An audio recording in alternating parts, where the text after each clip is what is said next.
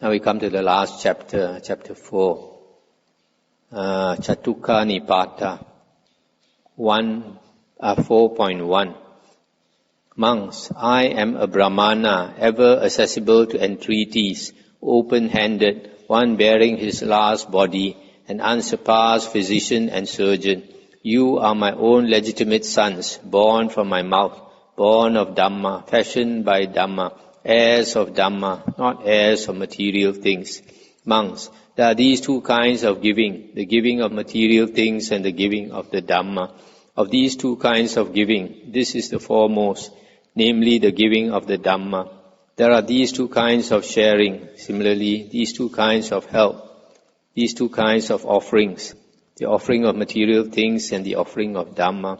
Of these two kinds of offering, this is the foremost, namely the offering of the Dhamma. The Tathagata has made the Dhamma offering unselfish, compassionate towards all beings. Living beings revere such a one, gone beyond being, as chief of devas and humans. 4.2 Sulabha Sutta. These four, monks, are trifling things, easily obtained and blameless. What for? A robe made of cast-off rags is a trifling thing, easily obtained and blameless. Food gathered on arms round is a trifling thing, easily obtained and blameless. The root of a tree as a dwelling place is a trifling thing, easily obtained and blameless.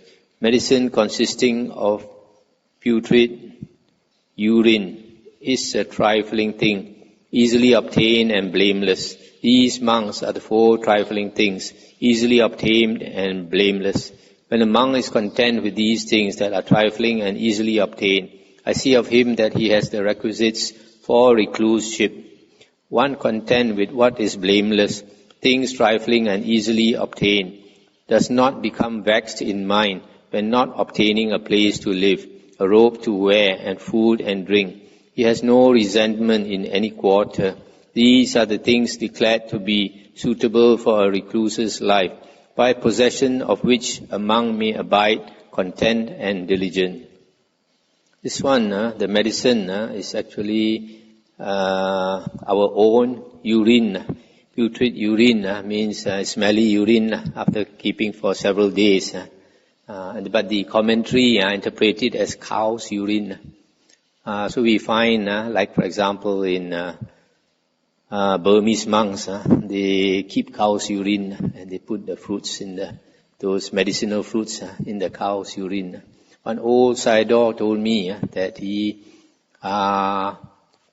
that they believe all this for all the time. So when he was teaching in a university in India, he was in India for many years, more than 10 years. And then he went to these Ayurveda centers, and he saw them healing people using Ayurveda, herbal ways of treating. And he saw them using urine, so he asked them whether it's cow's urine. They said no. They said it's human urine. And they said for thousands of years they have been using human urine, not cow urine. So it's something wrong by the commentary. So a monk should be not fussy about these four requisites.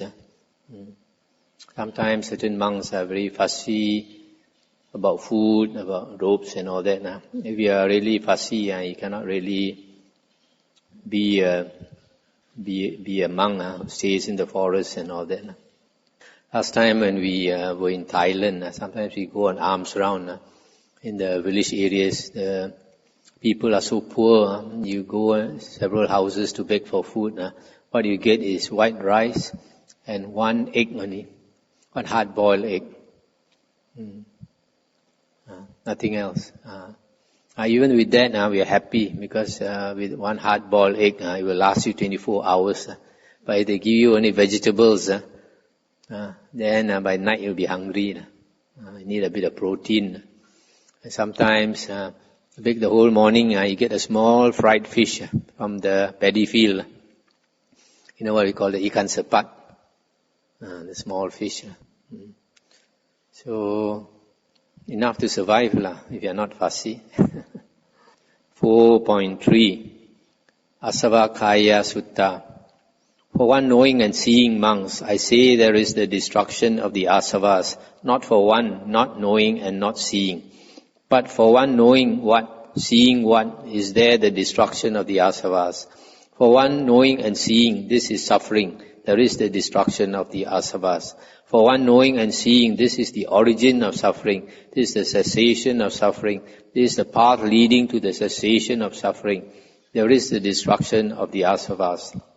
Thus it is, monks, that for one knowing and seeing, there is the destruction of the asavas. For a learner who is training in conformity with the direct path, the knowledge of destruction arises first, and final knowledge immediately follows. To one freed by that final knowledge, the topmost knowledge of freedom, there arises the knowledge of destruction. Thus the fetters are destroyed.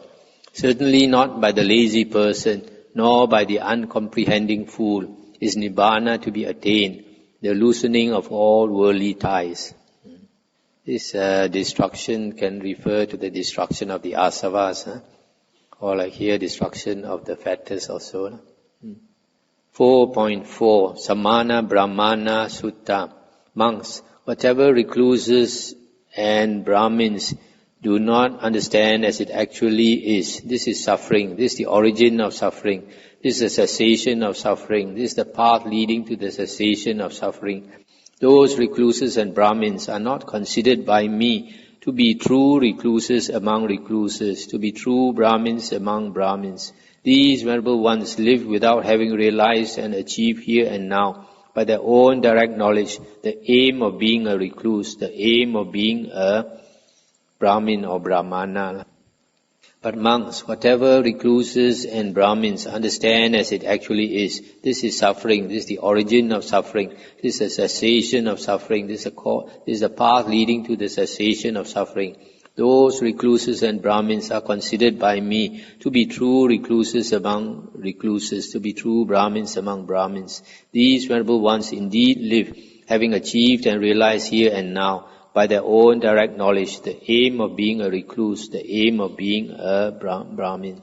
Those who do not understand suffering, or how suffering is produced, or where suffering finally stops, altogether without remainder, and who do not know that path leading to relief from suffering, they are destitute of release by mind, and lack release by wisdom too. Unable to make an end of it, they fare on in birth and decay. But those who understand suffering, and how suffering is produced, and where suffering finally stops, altogether without remainder, and who also know that path leading to relief from suffering, they possess that release by mind, and the release by wisdom too, able to make an end of it. They never come back to birth and decay.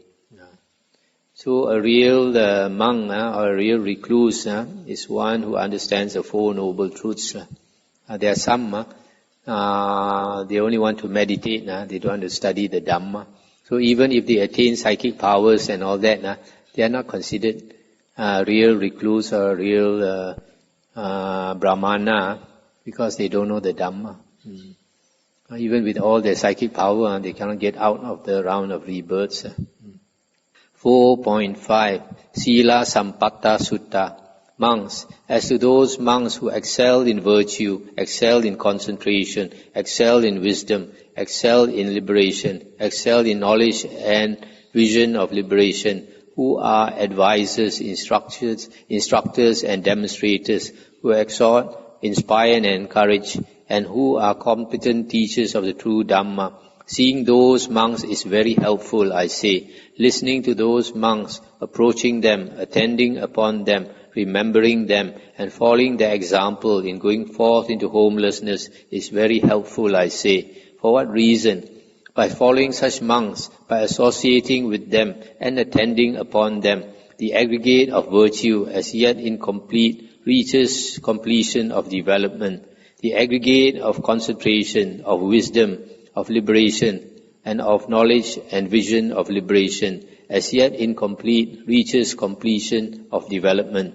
Such monks as these are called teachers, caravan leaders, fault abandoners, dispellers of darkness, light bringers, makers of radiance, luminaries, torch bearers, bringers of illumination, noble ones, possessors of vision. For those who are knowledgeable, this is a state making for joy, living the life of Dhamma under the noble ones perfected in mind. They clarify the true Dhamma, shining forth and illuminating it. Those light bringers, heroic sages, endowed with vision, dispelling faults, having heard their teaching, the wise with perfect understanding, by directly knowing the end of birth, come no more to renewal of being. So if you can meet somebody who excels in virtue, sila, samadhi, concentration and wisdom, then you are very fortunate. Okay, the next sutta is 4.6. Tanhupada Sutta. Monks, there are four things that arouse craving, whereby the craving that has arisen in a monk arises. What are the four? Because of robes, because of alms food, because of a dwelling place, because of gaining this or losing that, the craving that has arisen in a monk arises. These monks are the four things that arouse craving, whereby the craving that has arisen in a monk arises. A person companioned by craving wanders on the long journey in this state of being or another and cannot go beyond samsara. Having understood the danger thus, that craving is the origin of suffering, a monk should wander mindfully, free from craving, without grasping. So a monk is supposed to possess very little things. But then even those very little things, you can still have attachment for them, robes, food, dwelling place, or this or that, gaining or losing this or that. 4.7 Sabramaka Sutta. Living with Brahma are those families where within the home mother and father are respected by their children. Living with the early Devas are those families where within the home mother and father are respected by their children. Living with the early teachers are those families where within the home mother and father are respected by their children. Living with those worthy of adoration are those families where within the home mother and father are respected by their children. Brahma monks is a term for mother and father. Early Devas and early teachers and those worthy of veneration are terms for mother and father. For what reason? Because mother and father are very helpful to their children. They take care of them and bring them up and teach them about the world. Mother and father are called Brahma, early teachers and worthy of veneration, being compassionate towards their family of children. Thus the wise should venerate them, pay them due honor, provide them with food and drink, give them clothing and a bed, anoint and bathe them, and also wash their feet. When he performs such service for his mother and father, they praise that wise person even here, and hereafter he rejoices in heaven. So, there's a saying, charity begins at home. So, the first people, we should take care of our family members, the children towards their parents, parents towards their children. 4.8 Bahukara Sutta. Monks, Brahmins and householders are very helpful to you. They provide you with the requisites of robes, alms, food, lodgings and medicine in time of sickness. And you monks are very helpful to Brahmins and householders as you teach them the Dhamma that is good at the outset, good in the middle and good at the end, with its correct meaning and wording, and you proclaim the holy life in its fulfillment and complete purity. Thus, monks, this holy life is lived with mutual support for the purpose of crossing the flood and for making a complete end of suffering. Householders and homeless alike, each a support for the other, both accomplish the true Dhamma, the unsurpassed security from bondage. From householders, the homeless receive these basic necessities of life, robes to wear and a place to dwell, dispelling the hardships of the seasons. And by relying on one of good conduct, home-loving lay folk dwelling in a house, place faith in those worthy ones, of noble wisdom and meditative, practicing the Dhamma in this life, the path leading to a good bond. Those wishing for pleasure rejoice in the delights of the Deva world. So lay people and monks, they mutually support each other. Each have to do their duty. 4.9 Kuha Sutta. Monks, whatever monks are deceitful, stubborn, mere talkers, frauds, arrogant and unconcentrated, these monks are no followers of mine. They have turned aside from this Dhamma Vinaya and will not achieve growth, progress or development within it. But whatever monks are not deceitful, not mere talkers, wise, adaptable and well concentrated, these monks are indeed my followers. They have not turned aside from this Dhamma Vinaya and will achieve growth, progress and development within it. Deceitful, stubborn, mere talkers, frauds, arrogant, unconcentrated, these make no progress in the Dhamma, taught by the fully enlightened one. Undeceitful, not talkative, wise, adaptable, well concentrated, such as these progress in the Dhamma, taught by the fully enlightened one. 4.10 Nadi Sota Sutta. Suppose, monks, a man was being borne along by the current of a river that seemed pleasant and agreeable, but upon seeing him, a keen-sighted man standing on the bank would call out to him, "Hey, good man, although you are being borne along by the current of a river that seems pleasant and agreeable, lower down there is a pool with turbulent waves and swirling eddies, with monsters and demons. On reaching that pool you will die or suffer close to death." Then monks, upon hearing the words of that person, that man would struggle against the current with both hands and feet. I have made use of this simile, monks, to illustrate the meaning, and this is the meaning here. The current of the river is a synonym for craving. Seeming pleasant and agreeable is a synonym for the 6 internal sense bases. The pool lower down is a synonym for the 5 lower fetters. Turbulent waves is a synonym for anger and frustration. Swirling eddies is a synonym for the 5 strands of sensual pleasure. Monsters and demons is a synonym for women folk. Against the current is a synonym for renunciation. Struggling with hands and feet is a synonym for instigating energy. The keen-sighted man standing on the bank is a synonym for the Tathagata, the Arahant Sammasambuddha. Desiring future security from bondage, one should abandon sensual desire, however painful this may be. Rightly comprehending with wisdom, possessing a mind that is well released, one may reach freedom step by step.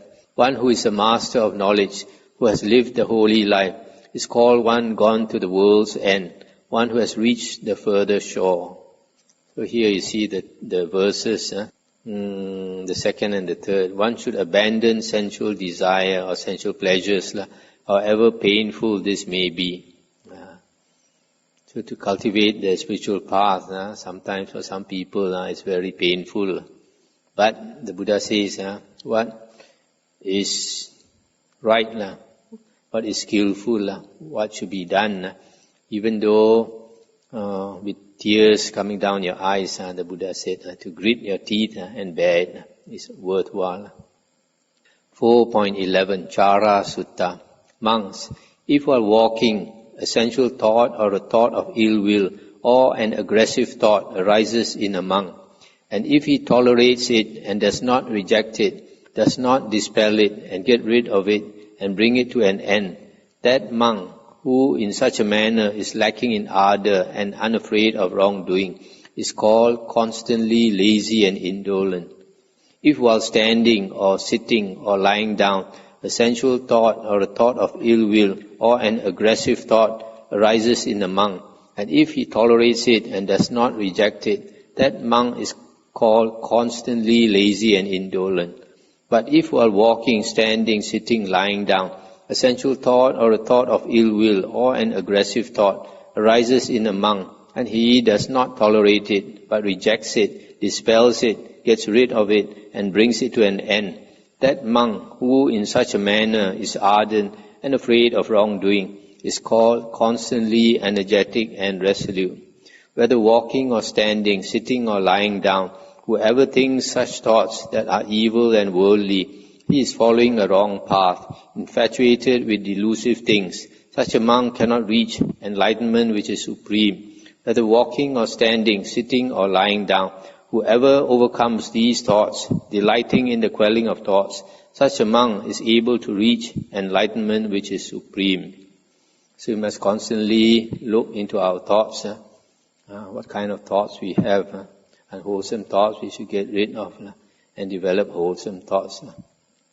Sometimes certain thoughts we have, we must also examine what is the motive, why we think like this or why we react like this and all that, to understand ourselves and cut our defilements. 4.12 Sampana Sila Sutta.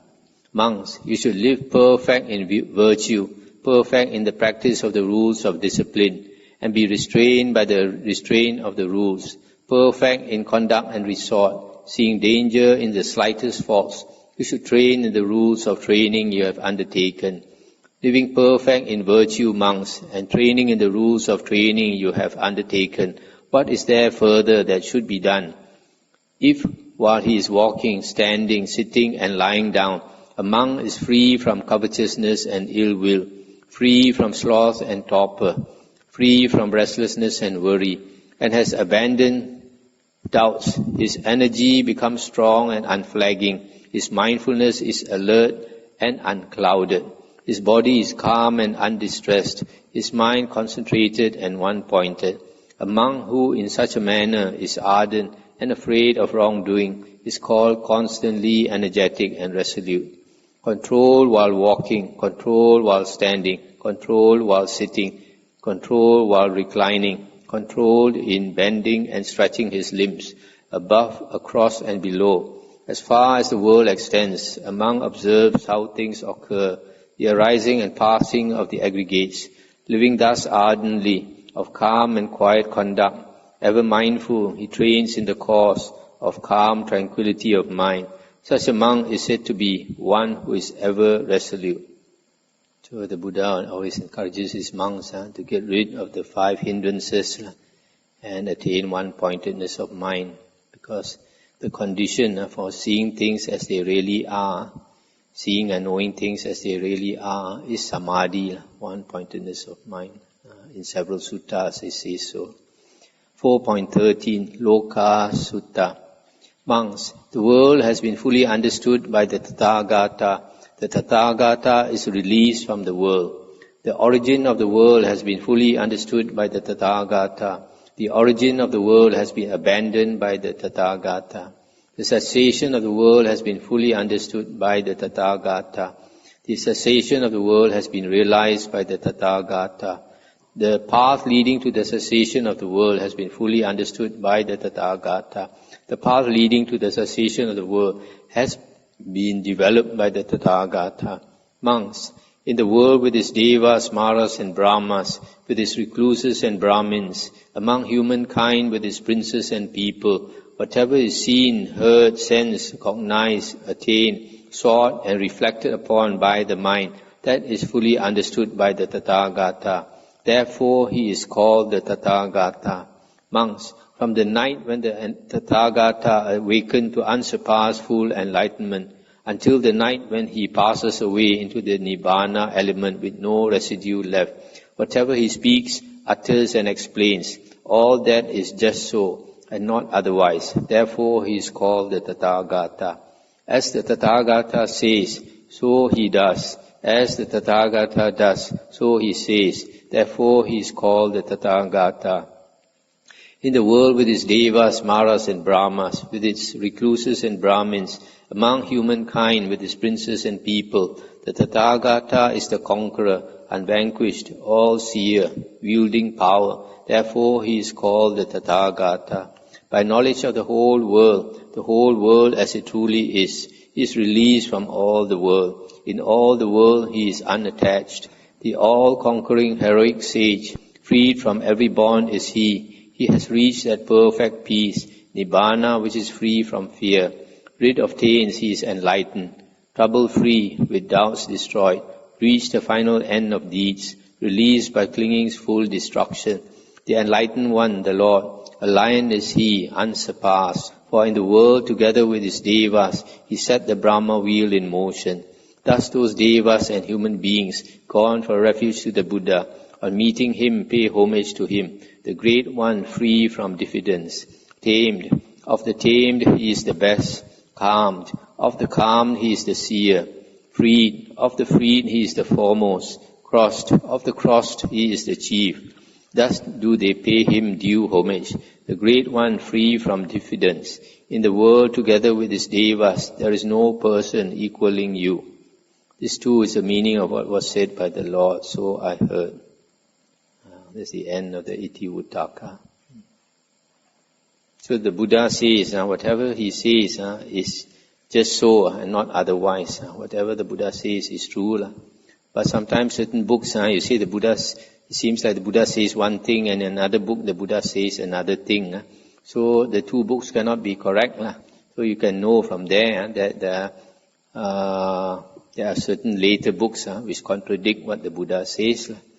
So the Buddha says, whatever any monk says, he must always compare it to the suttas and the Vinaya. They only accept it if it agrees with the suttas and the Vinaya. Anything to discuss? If a person wants to go forward and become a monk, in your opinion, what sort of criteria do you go? The most important to me is understanding of the Dhamma. Because if you understand the Dhamma, then as you walk the spiritual path, there will be a lot of suffering. There will be some disappointment. There will be some obstacles. And if you strive hard, then there's even more suffering. But if you understand the Dhamma, you know that life is impermanent. Very soon, this body will die. And what you thought was you will vanish forever and ever, as if it never existed. And then you are willing to put the effort and suffer for it. So the first important thing is understanding the Dhamma. Secondly, even understanding the Dhamma, person sometimes a lot of people they think they want to become a monk. More than a year ago, there was a Australian. At that time he was living in America. He wrote to me and he called me on the phone and all that. He told me he wants to become a monk. So I told him, you only think you want to become a monk. What I meant was that you have to be very sure. A lot of people think they want to become a monk. After they come to the monastery and then they taste the monk's life and then they find a lot of suffering. I have to get up at 3:30 in the morning, which is not used to. Go to bed at 9 o'clock at night, when I'm not used to. No TV, no computer, no internet and all that. Then they get cold feet. So they only think they want to become a monk. They're not sure they want to become a monk. And then there are some people who come into monkhood, wear the robe for 10 years, 20 years, 30 years. More than 30 years also they disrobe. Why? So the right view is very important. If you understand the Dhamma and then you attain right view, then you go forth. Then all the obstacles you'll be able to stand. Certain teachers like Ajahn Chah, which is a very austere way of training his disciples, not willing to take it. Yes, but I consider Thailand to be the Thai forest monasteries to be a very good place for a new monk.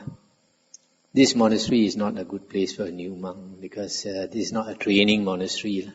I don't have time. There's not enough monks here to do the training. You want to train a monk, there got to be many other monks to teach him. So the strict forest monasteries in Thailand is a very, very good place for a new monk to get a few years of training. After you've gotten a few years of training, you come back here, a place like this where it's more relaxed. But you start off in this monastery where it's very relaxed. Then you find when you go to other monasteries, you cannot stand it. When I first became a monk, I went to America in a very strict Mahayana monastery. You practically had to work the whole day and start at 7 something on an empty stomach. No coffee, no tea, no breakfast, nothing. And heavy work. Carry Buddha statues, plant trees, repair pipes and electricity and all that. So because of the tough training I had, I go to most monasteries, I can take it. So you got to have that kind of initial training. Then only you can go anywhere, you can survive.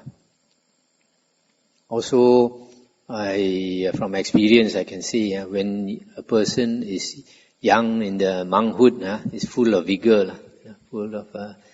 So it's good to go to a strict monastery, and then later, as you mellow and you grow old, then you start to be not so. You can become more lax. But if you have a good start, a very strict start, even you become lax a bit, you don't become too lax. But if you start off with a lax attitude, then when you let go, you become even worse. So I mentioned about that Australian guy. I told him go to Thailand. Now he's in Thailand. But he appreciates our place.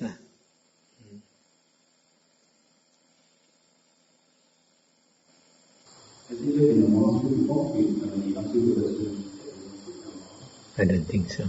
But it's sometimes in working life, we come across situations where we find some of our workmates involved in investment funds or groups, and then you realize the thought of you reform this person, you don't become serious for it.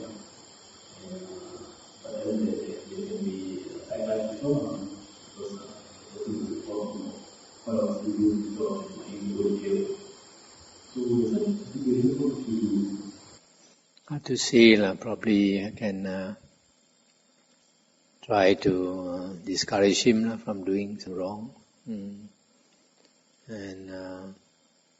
if he persists, maybe don't directly report him, but maybe hint to some people so that they maybe watch him more, so that he slowly he gets to know that people know. But somebody has told me before that his direct boss was doing this kind of thing, and when he tried to report him, it didn't work because the higher bosses were also all on the take. When the whole system is corrupt, it's very hard to change. Best thing to do, you can't tolerate it, to run away, go away.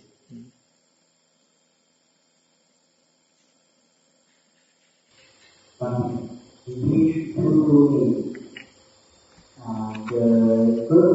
the first sentence, the knowledge of destruction arrives first, and final knowledge immediately follows. Does it mean that once it enters the heart, then it becomes good? Where is this? The first sentence, the knowledge of destruction. Is it what page? Page 228. Number 1? Yes, A102, chapter 4, 102, should be the first sutta of the chapter 4. And the word, the first sentence, the knowledge of destruction arises first, and final knowledge immediately follows. Sutta number 4.1. 4.3.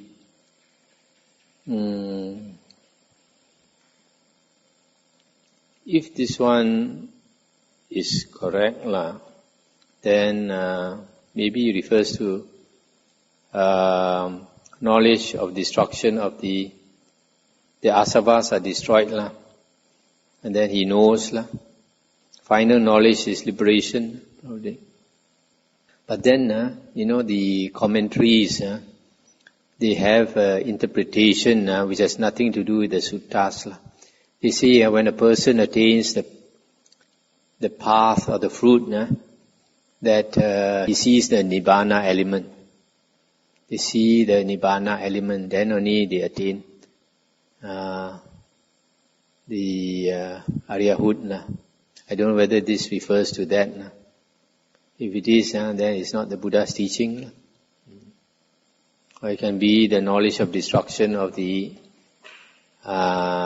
fetters. But this kind of thing is not very important because it doesn't help you to become enlightened. What is important is the Noble Eightfold Path and how to practice the Noble Eightfold Path.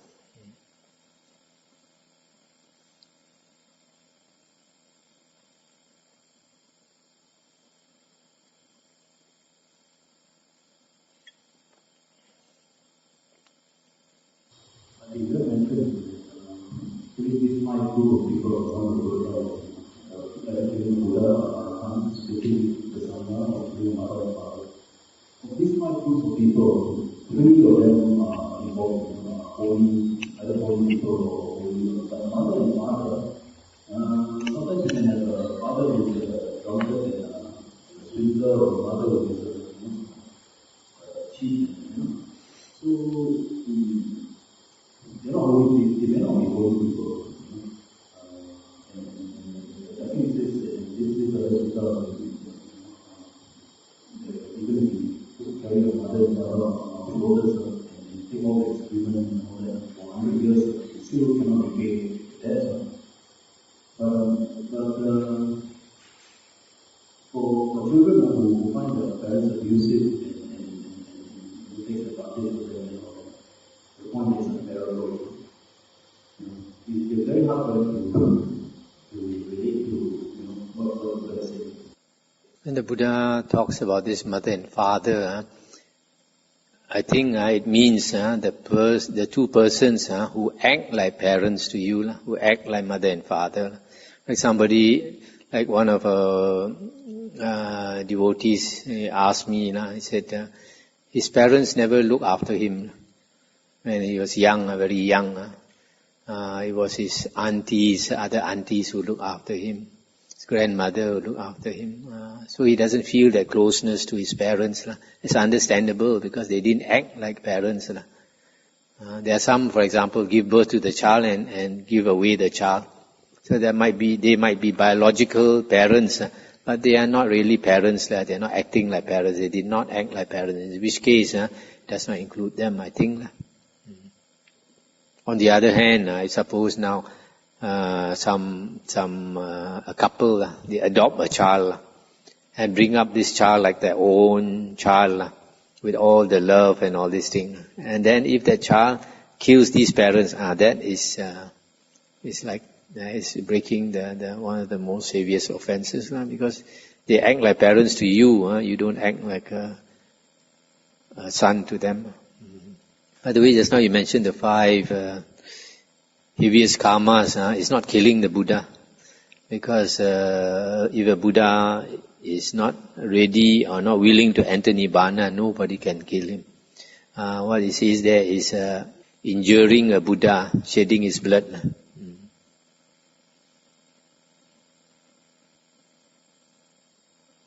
Okay, shall we end here?